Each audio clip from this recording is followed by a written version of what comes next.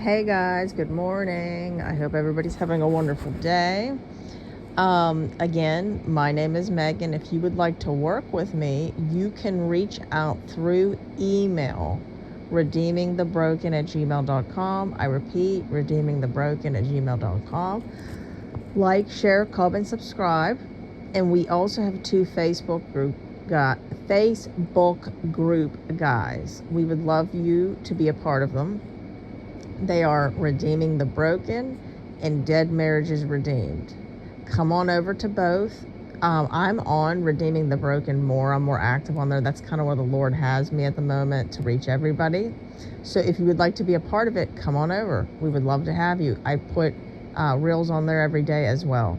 So anyways, guys, that being said, this word is going to be pretty, like, I guess you could say, correlated to the reel that I posted today.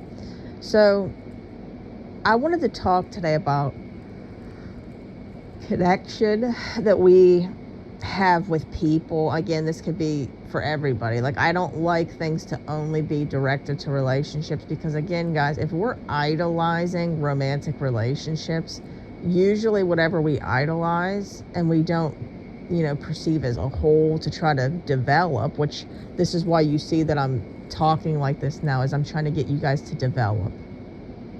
When we develop overall is usually when we get the results, when we're not focused just on the one thing, because that's idolatry, of course. And then you're idolizing it, you're making it like too important. Okay.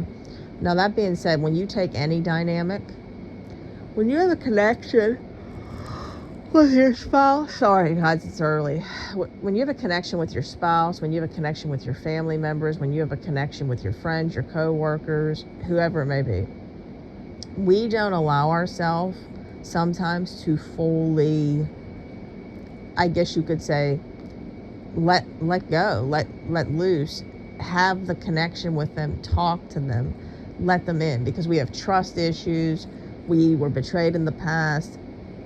We're afraid to be vulnerable. Maybe we are afraid to be rejected. If we say something, they might laugh at us.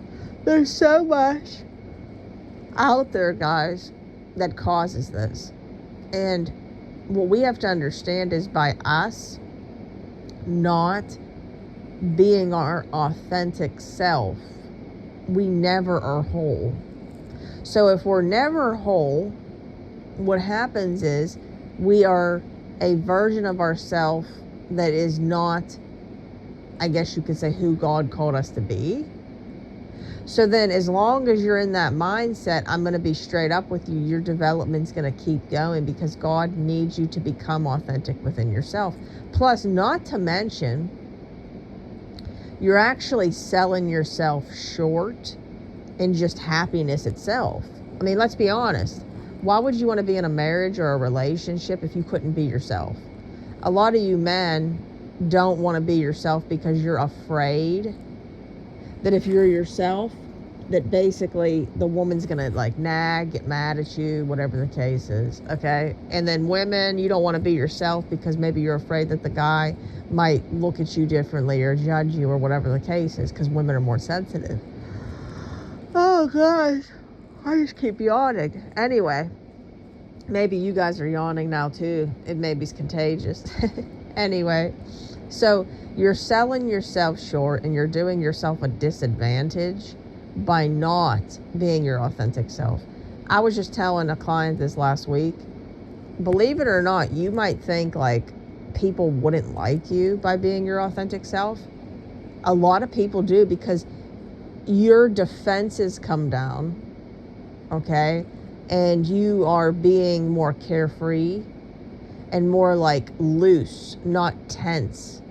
And then the energy and the vibration of your body language, you can just tell. See, a lot of people don't know any of this stuff. Like, when I'm looking at somebody, just by how they walk, they talk and stuff, I can know what they're feeling inside, whether they're feeling anxiety, whether they're scared, they're filled with fear and stuff.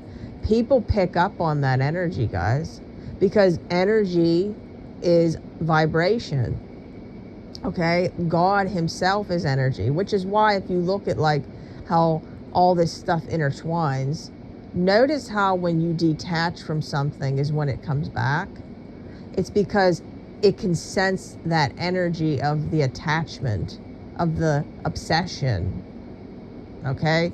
So in other words, people will naturally flock to you more when you let loose, when you become your authentic self, when you try to connect in your authentic being that God designed you to be.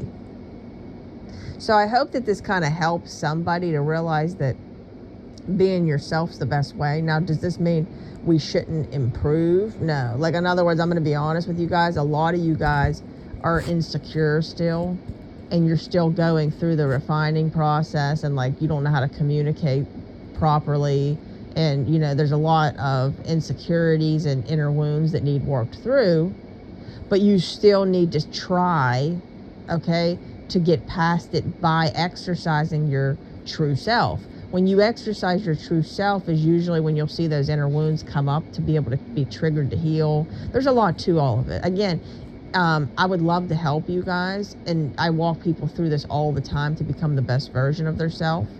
And when you become the best version of yourself, then you can be ready for your spouse, your future spouse.